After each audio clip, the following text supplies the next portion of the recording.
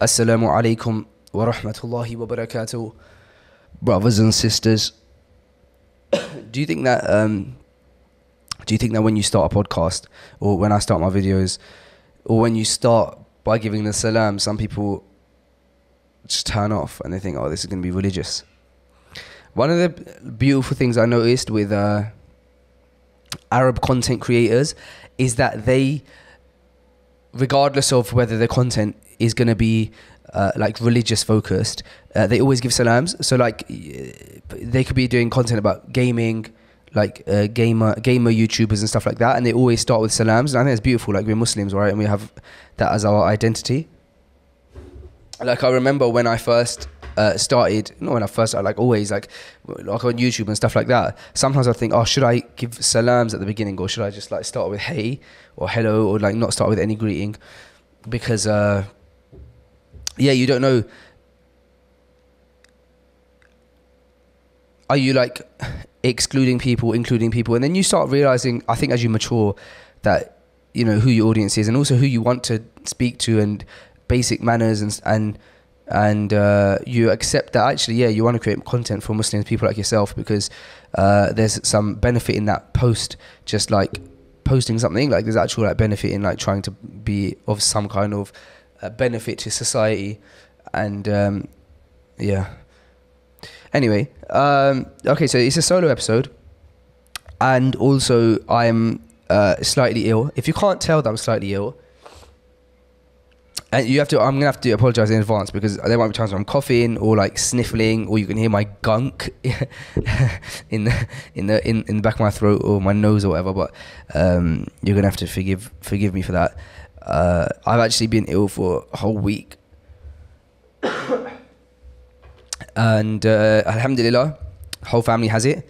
So that's basically that, and it doesn't help that I've got AC shooting at me right now, so it's like not going to help the situation. But the equipment has to stay cool, and you guys got to get the best service from Freshly Grounded. So yeah, solo episode. I'm unwell, not entirely sure what it is. I believe it's just a viral infection going around. Zachary has obviously started nursery this year, and it seems like every other week he's coming back with some kind of illness. So I suppose, like, could we put it there, and then he brings it home. And when I say we put it there, I don't mean Zachary. I'm not calling Zachary an it, as in like that's where I'm putting the that's where I see the root of the problem being. So essentially, I'm paying good money, by the way, for Zachary to get sick every other week.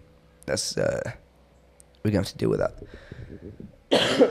Let's see if like I even end up putting this episode out, because if there's too much commotion with regards to my coughing and stuff, like, I'm not gonna put it out. But hopefully so far it's not bad. I've got a hot drink with me. And what I'm going to do is I'm going to turn the AC off for now. Play it by ear. I've got a fan going at the camera. Okay, so I did shoot another episode earlier on in this. We did shoot another episode earlier on in the week. And the reason that's not going out is because I haven't reviewed it yet.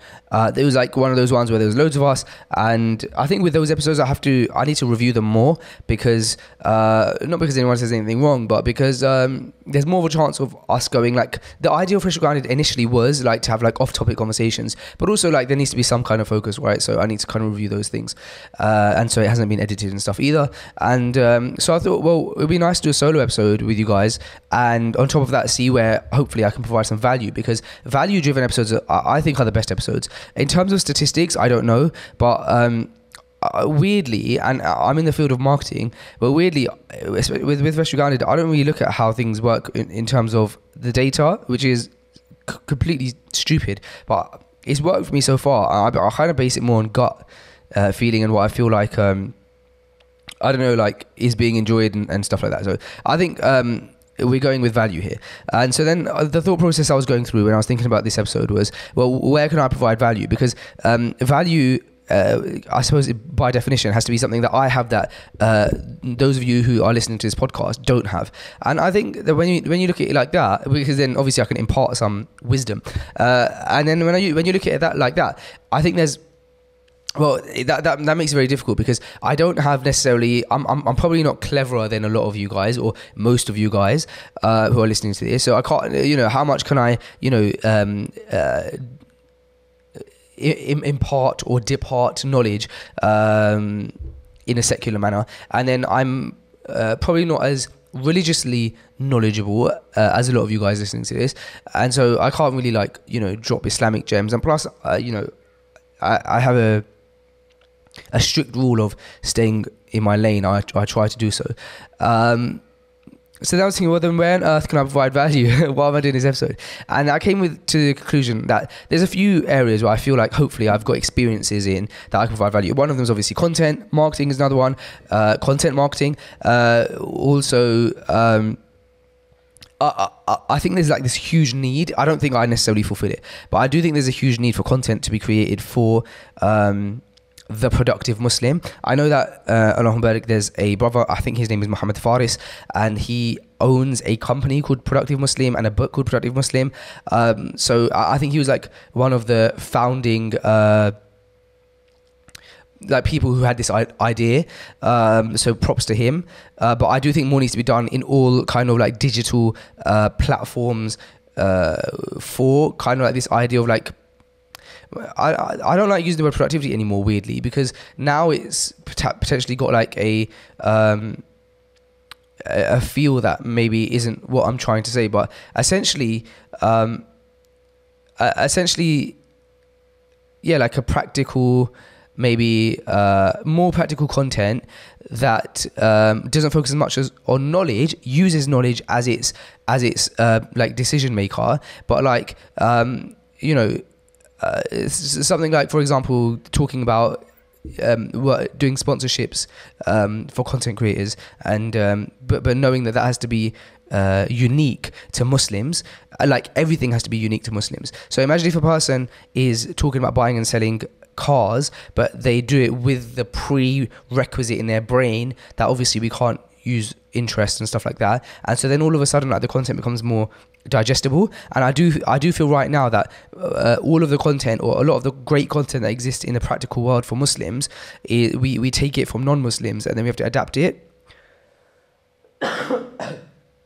So an example is, and I've given this example a few times, was when I first started learning about financial literacy. I was learning it through the podcast of a guy called Dave Ramsey, who is really pro-saving and old school mechanisms of managing finance, a lot of which align with Islam. But there's only so much knowledge you could take from him. One, because after a certain step in his plan, he starts talking about investing your money in certain things that incur interest. And then second thing is he was subtly giving da'wah to Christianity as well, in his podcast and in his talks. He's a practicing Christian, and so he ends every discussion with something about walking in Christ's name or something like that. And so you might think, oh well, I'm Muslim, I just don't listen to those things. But I remember Tim Humble saying something to me once, which is everyone's human, and so you don't want to open yourself up to things just because it's not a fitna for you. You don't want to open yourself up to doubts or other things if you don't need to. So every single day you're hearing this thing, it's just not great, right, for a Muslim.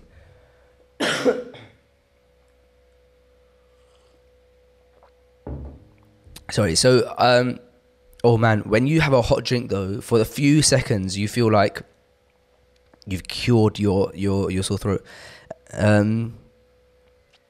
Okay, so that's an example, right? And so I don't think one person can fix this, Faisal, freshly grounded, just create content in that way. I think that everybody create content in the field that they're good at, and just be conscious of Islam, and then all of a sudden the world is just a better place, because we're thinking about things not lying and stuff. Imagine if there was a HR, there could be, I just don't know. There's these YouTube pages where they teach you how to get jobs and do interviews and HR and stuff like that. Imagine if there was just something like that, but practicing Muslim, and then they're teaching it, but it's in ways where you don't lie. Not that HR people teach you to lie, but I suppose you understand where I'm coming from, right?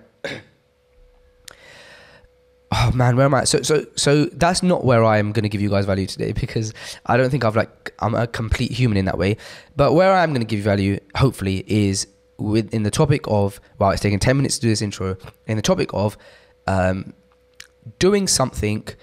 Okay, I didn't title this. I haven't titled this yet. Breaking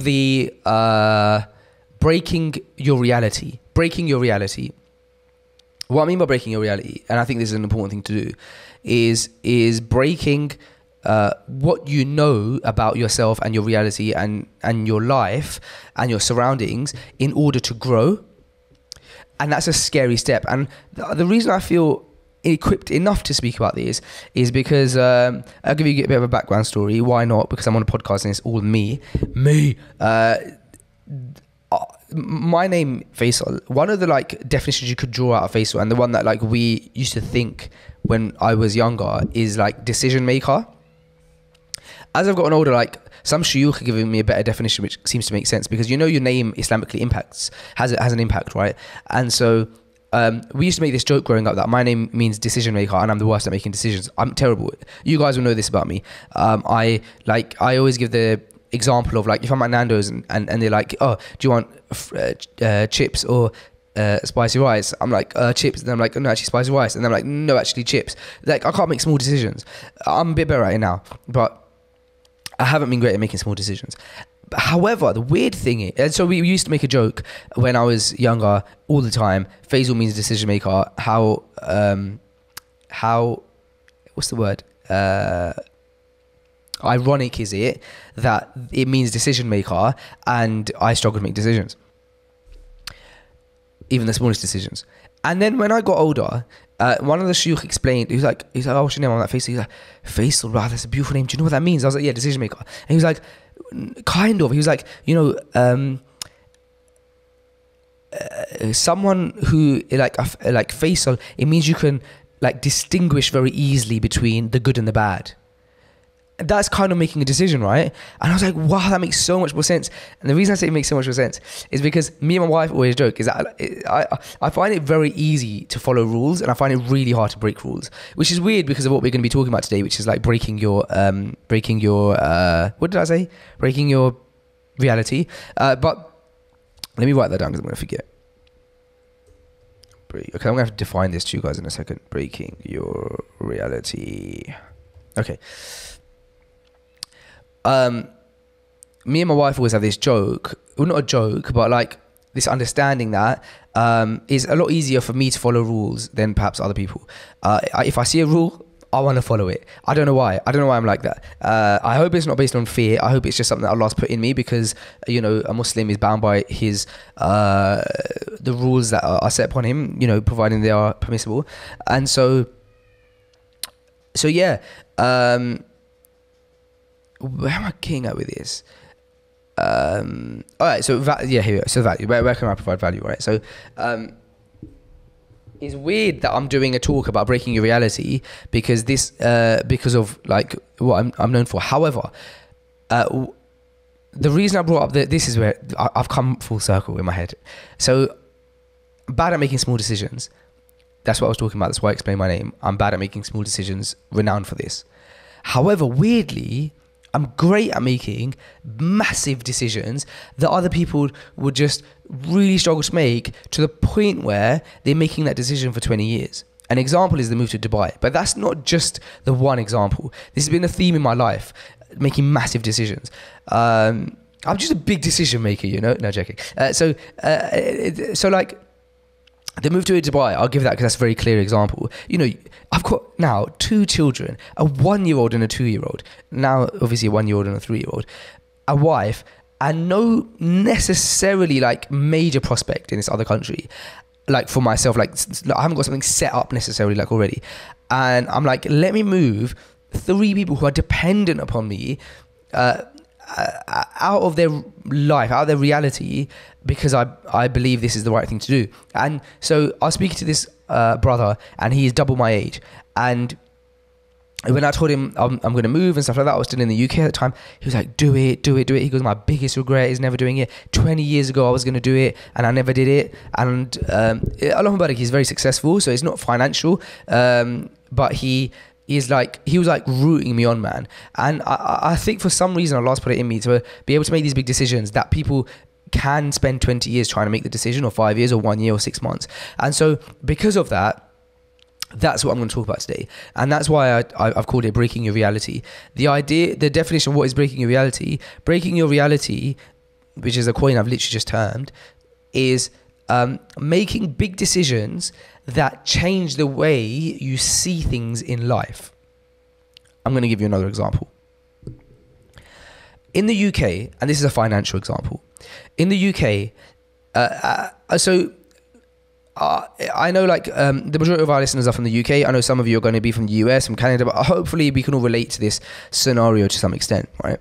In the UK, you grow up, and if you grow up like myself, which I think the majority of us have, is public schools and, you know, a fairly normal UK upbringing.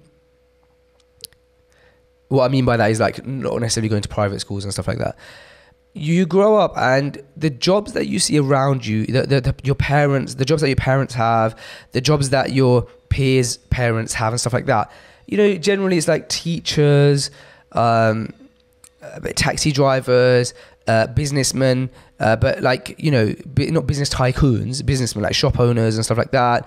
You know, you'll see, you know, every now and again you go to someone's house and it's like, or your friend, their dad is like, you know, maybe an optometrist or something, but you're not surrounded by the idea that success is a limitless, roofless, not ruthless, roofless, or ceilingless, you know, idea, right? You think, okay, teacher, like I remember when we were in primary school, when we were in high school once, we said to our teacher, like, oh, how much do you earn? And he was like, I'm not telling you how much I earn. And we were like, yeah, but is it 30,000? Because in our head we're like £30,000 like a year. Imagine earning that. And he was like, yes, more than 30,000. And we were like, wow, like sir is earning more than 30,000. But that gives you an idea of like what our like idea of money was. And then when you essentially like go into the world of business, so obviously I've had the pleasure of working alongside my brother in his agency and stuff like that. You see that clients for agency work are willing to pay, you know, £10,000 a month for one service that you're providing. And then you think, wow, these people have £10,000 for one service, like a service that you're also providing to many other clients, and therefore it's not even a full-time job. It's like if you're just providing this one service, it would take you like 1 week out of your 4 weeks in a month or whatever. And so your ceilings, you start realizing, and then you start realizing these things. But in order to break your reality, you have to, for example, do big decisions like start an agency, for example, and then you start talking to clients, and these are uncomfortable decisions that you have to make. And these are things that people spend 2 years, you know, putting a business plan together and so on and so forth. And they never make these big steps. And then all in the meanwhile, you know, you're earning, you know, £14 an hour in retail or whatever.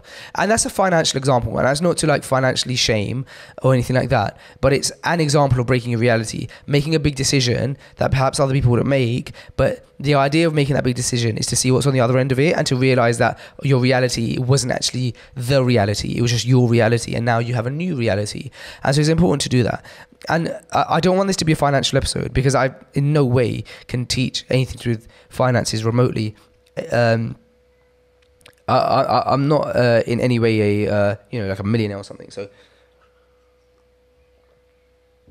what I can teach, however, this idea, however, is applicable to everything. So another example is religiosity. So you might be listening to this podcast, and people who listen to this podcast are on different levels of the religiosity, you know, scale. And me doing my journey in this podcast, I've been on different parts of that scale. And you could be somebody who's not practicing at all, but you know Islam exists, which for a lot of us was somewhere where all of us were. And so for you, that big step is changing your whole life, making a major move, breaking that reality, and deciding to make an uncomfortable major move. let's use that term, right? Anytime we speak about this, we're going to call it an uncomfortable major move, a UMM, right? An uncomfortable major move. That's what this episode is about. It's about breaking your reality by making uncomfortable major moves. Could be financially, could be a move to another country. It could be deciding that you're going to become a person who dedicates their life to Allah, which is what essentially all of us should be doing, right? And other major moves. The idea is that you don't stay in the mundane routine of your life because 20 years go past, and that's just the truth in comfort. So that's what we're going to be talking about, and there's some examples. So I've got 5. I want to use the word tenets, but I don't know what that means. I don't know if that has a religious connotation. I just know that recently I've been seeing this scandal about Liver King, and he uses the word tenets. Let's see what tenets means. Principle. Yeah, that's fine. So I'm going to talk about 5 principles. Let me open everything back up. Okay, so I wrote down 5 principles that I think would help breaking your reality. I've already spoken about number 1. And number 1 is do an uncomfortable major move. Make an uncomfortable major move. In fact, I'm going to take a break for a second. I'm going to go and blow my nose, cough my lungs out, come back refreshed. So give me 30 seconds. For you guys, it will be instant. Okay, so number 1 is do something uncomfortable. Do an uncomfortable major move. We've spoken about this. So examples for a lot of you and a lot of us, that could be financial. I don't want to focus on the financial. I think there's a lot of better places to get that kind of financial motivation. But it could also be like I said, religiosity. It could be removing something from your life that is uncomfortable to remove, but if removed, in the back of your head that your life will be better, or gaining something in your life. A perfect example is marriage. Making the step towards marriage is never comfortable. People say oh, how did you know you were ready for marriage? When they ask me, because I got married fairly young. I think as a Muslim, it's not shocking. I got married, I was 22 / I think I had maybe just turned 23 days before. No, 21. Sorry. I was 21. I had just turned 22. I was 21, basically. I think I just by the time we actually managed to do the ceremony, it was a few days. I was 22. Wow, man, it's been 6 years. So I know I'm Burdick. So it's actually come up to 7 years, I think. Anyway, the point is people ask or they used to ask. People now are over the fact that I'm married. But how were you ready? How did you know you were ready? How did you know this was the? And you don't. You just take this big uncomfortable major move. You just have to do it. Otherwise, guess what? 20 years go by. And so marriage is another one. Unfortunately for some, no, I'm not even going to go down that route. Actually, I was going to be divorce could be but. This is a big topic for, regardless of what it is. I think people know what their uncomfortable major move is. If you're comfortable to share your uncomfortable major move, comment it below. We'd love to hear what your uncomfortable major move is that you've been thinking about recently. If you're not comfortable to share it, hey, don't share it. So number 2, we'll move on swiftly, is how long was the first half of this podcast? Because my throat is going to run out eventually. Let's see. Okay, it was 20 minutes. So I thought if I can do a 30-minute episode, I'll be happy. So we're definitely going to go over that. Okay, principle number 2. Trust in yourself. So I'm basing these principles, by the way, of no research. It's pure experience of the uncomfortable major moves, of which I have made many in my life. From non-religiosity to religiosity, from leaving my home to living in a different, to leaving my family, obviously to go to university, to leave employment with no to leave employment with no prospect going right as soon as I got married,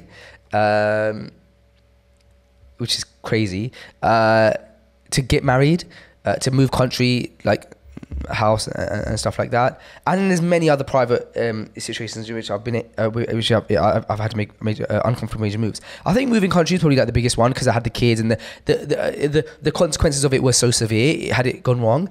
And let me tell you, the first 4 months were the most difficult 4 months of my whole life. I haven't explained it to anyone, I haven't told anyone about it, not even my own family, but one day I will, on a podcast, probably like Omar's podcast, something, explain like how difficult that was. So these principles are based off experience, not off research. Number 2, trust in yourself even if nobody trusts in you. The idea here isn't to have a negative mindset and have a mindset where no one believes in me, I have to do it by myself, I'm all alone, no one cares. That's not what I'm saying. What I am saying is naturally, because we have a natural instinct for nafsi to care about ourselves, or to like look out for ourselves. We have this primal instinct to be like, okay, how am I going to get bread? How am I going to get roof? How am I going to get warmth? Other people are ultimately always going to be concerned about themselves first, right? Generally speaking. And so you can't be too bummed out when people, like, even the close ones, might be like skeptical about this uncomfortable major move that you're about to make. You have to have a lot of self-confidence and trust in yourself, and know that essentially self-belief. Know that you don't know how you're necessarily going to do this. You don't have all of the answers, but you do know in your core being that this is this is an uncomfortable major move that you want to make. And you're willing to deal with you're willing to accept the sacrifices, and you're willing to deal with the consequences. You have to have that, because someone gave an analogy once, which was like, sorry, I think if you just heard that was my gunk in my nose. Someone said something like, one of those people who, what are they called? The people who like jump from building to building, like free runners. A free runner, when he's jumping from one building to another building, or the roof of one building to another building, if he had 1% of doubt that he would make it, that he wouldn't make it, or if he had doubt that he would make it, or if he didn't go at full speed at 100%, would he make the jump? No, and it's life-threatening, right? So this free runner knows that he has to go at 100% force with 100% self-belief, otherwise he's definitely going to flop. And you have to almost think like that I have to go at this 100%, and I believe in myself, and I'll make it work. This uncomfortable major move, and I'm happy to deal with the consequences. Now, principle number 3 actually helps you deal with those consequences, but also helps you have that self-belief. Principle number 3 is, you must at all points be actively seeking a stronger relationship with Allah. We should never be content with our relationship with Allah. I'm not content with my relationship with Allah by a long stretch. But you know what? When you're making an uncomfortable major move, you have to have an even stronger link in that sense. You have to remind yourself every single thing that happens because Allah wants it to happen. With Allah, it happens to be with Allah's permission. You have to remind yourself of Allah's names and attributes. He's Al-Wadud, the loving. And also you have to remind yourself of, was it a hadith Qudsi that's like, Allah is, I am how my slave thinks of me. You have to remind yourself that, Allah is not trying to looking for excuses to punish me and to make my life difficult and throw me in the hellfire. There's goodness in everything, and you have to look at Allah as the one who provides, Ar-Razzaq. And when you have these ideas, and Allah has given me ways to seek more help, tahajjud, for example, dua, which I can make at any time, and things like that. And that's your secret. So when people aren't believing in yourself, when people aren't believing in you, you have this secret, which is like, yeah, but guess what? Allah knows. And guess what? I'm doing all of these things that no amount of money, no amount of help, no amount of physical help could replace or be stronger than. And that's the aid of Allah. And I suppose like a byproduct of this principle number 3 then, is that whatever you are doing, this uncomfortable major move, you know, make sure that it's permissible / pleasing to Allah. Because, you know, I think like someone once asked, like, can you pray istikhara? Or like when I like years ago was reading up like how to do istikhara or something, there was something like saying that obviously you can't make istikhara on something that's haram because like you're asking Allah's help to do something haram. Like it doesn't make sense. And so likewise, you know, if you're uncomfortable major move is that you want to start doing something that's, you know, riba based, well, you know, you don't need me to tell you that there's not going to be that. By the way, this mug was gifted to me by the one and only Adam Afghan as a leaving present when I left London to go to Dubai, and it's my favourite mug. And I hope you're watching this, Adam, and if you are, I want you to let me know that you saw this. Right, so that's principle number 3.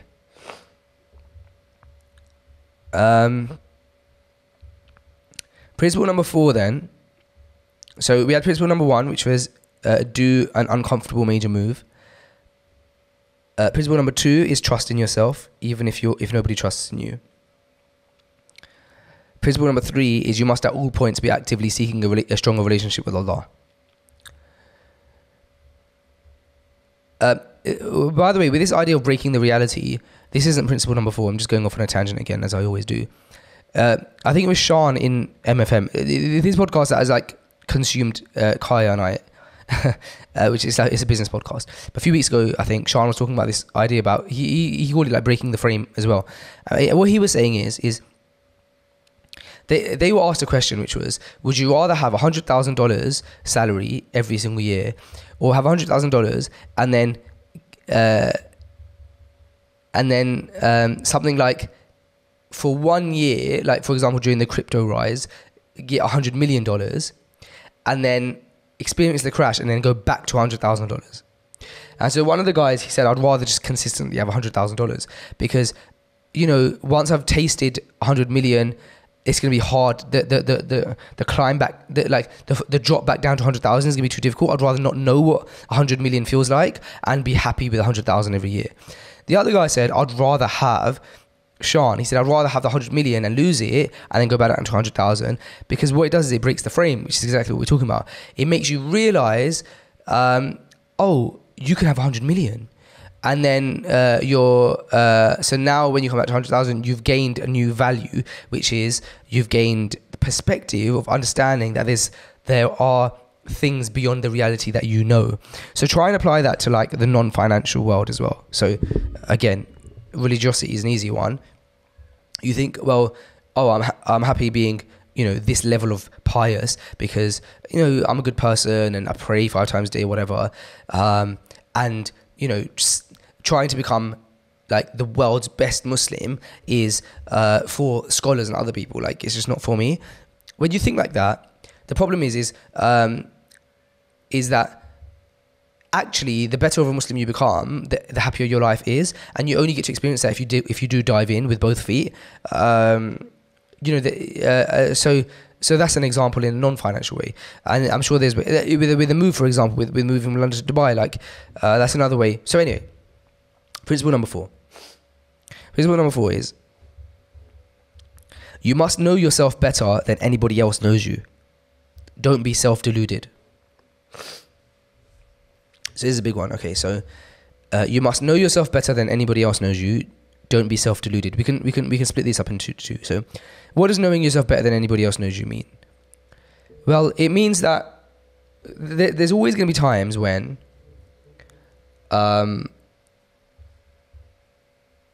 that's my dad calling me. So let me grab that, and I'll come back. Oh, I've missed his call now. Okay, where did we get to?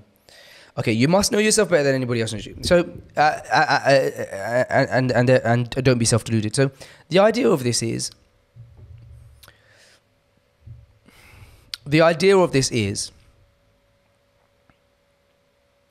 there's 2 ways of knowing yourself, I suppose. Like, on one end, it's like you should know all of your weaknesses, and therefore, and I suppose this is the idea. This is where I was coming from when I wrote this, which is, look, if you know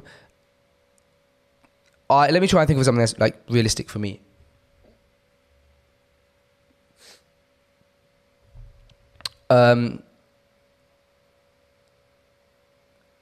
When I'm in environments where,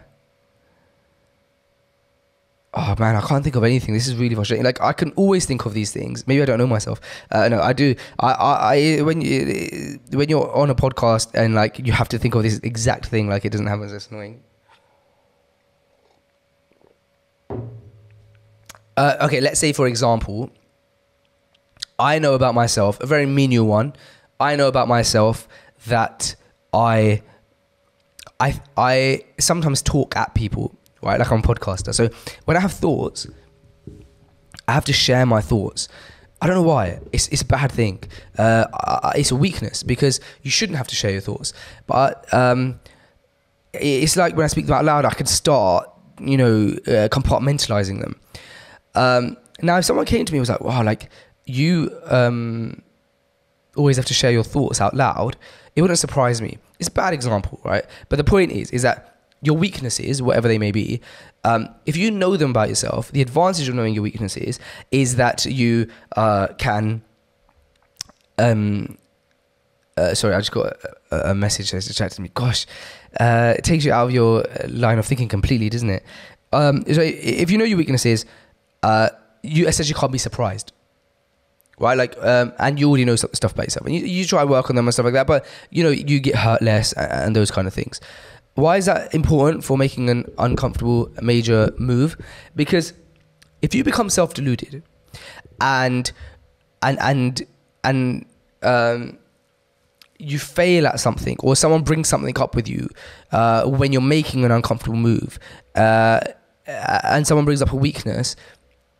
If you're self-deluded and you believe that you're good at something that you're not, I think that the issue with that becomes that you're not living in like your mental reality is not like how everybody else perceives it to be. So and then many problems occur from that. And so I think like a good thing that you can do is really be honest with yourself at all times. I think the reverse of that is also true, which is that you have to know what you're good at. And I think that's where I struggle. Is I think I know what I'm good at, but I don't externally exuberate that. So if you were to ask me what I'm good at, I would say that I'm very good at perhaps creative and critical thinking, ideating, executing fast, for taking action. So things like Freshly Grounded, they wouldn't have happened if I didn't take the action. It's very famously known that an uncomfortable major move for me was to start Freshly Grounded. I invested basically all of the money that I had in podcast equipment, and this was like weeks before getting married, so or months. It was a silly decision. Well, it paid off, but that's an uncomfortable major move. The point in that is that I don't sit there and dwell on what I'm good at. Perhaps I'm too extreme on that, on the wrong side of it, where I don't do it at all, because then what happens is when you constantly try not to big yourself up in those realms, you can get walked all over, or people don't have confidence in you. This is what I've noticed. So if you're like,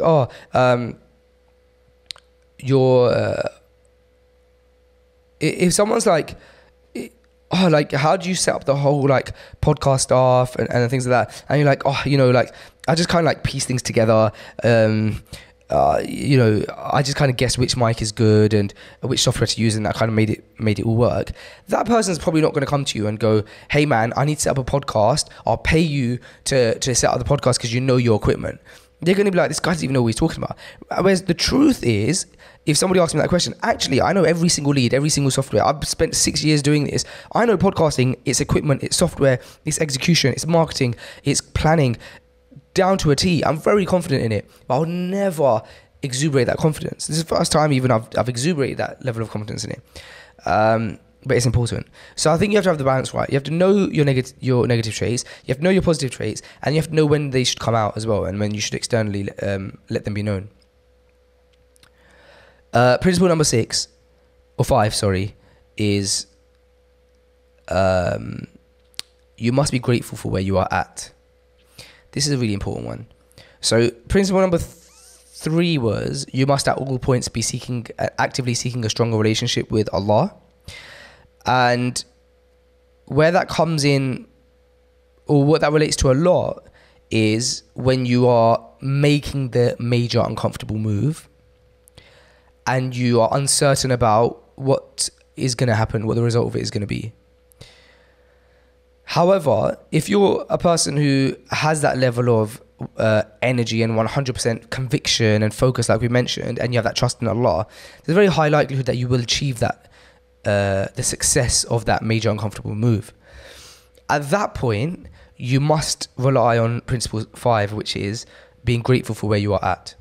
It's very easy. Once I've settled in Dubai, my studio is built, you know, I've got work that I'm doing and stuff like that, to go, oh, things are, to complain, right? And I'm sure I do complain a lot, subhanAllah. But I should look back and think, there was a time where I didn't know if this was going to work out, the move to Dubai. And so I'm grateful for where I'm at.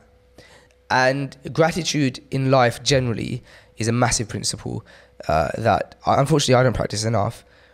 And it's a simple case of, like, again, knowing Allah and getting good news and going into sujood. And the first word that comes out of your mouth is alhamdulillah, and paying it forward. So look at how selflessness is such a big thing in our religion. It is better for me to help my brother in his time of need than to pray what was it, Tarawih in Masjid Nabawi. Like, there's big reward essentially of, like, helping someone for that is in need. Another thing is, like, something stuck with me once, like, massively. We had our first event that we ran was called In Light. It was in person, our first ever in-person event. We actually ran it under Izaha, and it was for Spot, and it was in a university lecture hall. We hired it out. I think it cost like £1,500. And I did my first, like, talk there, and somebody had arranged for a friend of mine said, look, do you want, like, an Islamic speaker there? I was like, yeah, fine. I didn't know much about events and stuff. Anyway, the talk that this brother he gave was actually phenomenal. He said that there should be more wealthy Muslims and businessmen giving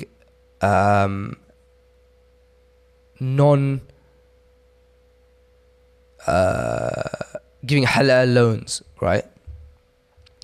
Because what are the alternatives? People are trying to start up businesses and stuff like that. If they can't find an investor, then, you know, all the loans, most of the loan alternatives are impermissible and stuff like that. There should be more generous, wealthy Muslims giving halal loans. And a halal loan is basically giving your money without any interest, without wanting anything more back than exactly what you gave. And the intention is that you want to help a Muslim brother in his time of need, but mainly is because you want to get the reward of Allah for giving for helping someone avoid interest, for helping brothers in time of need, and so on and so forth.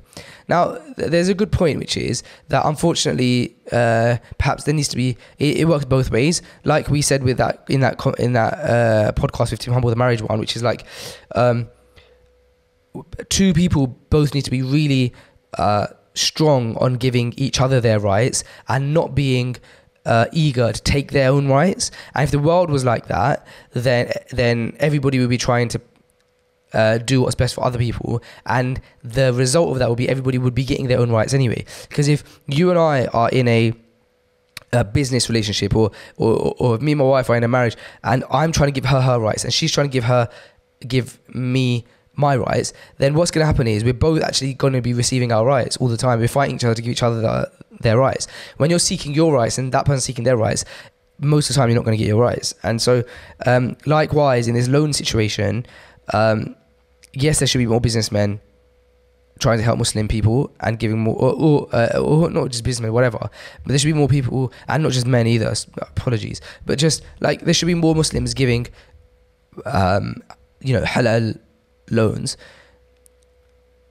There should also be more people who are on the receiving end of those, who act in an Islamic manner, who are eager to pay it back, who keep their promises, and so on and so forth. So I guess it goes both ways. Guys, this was the episode.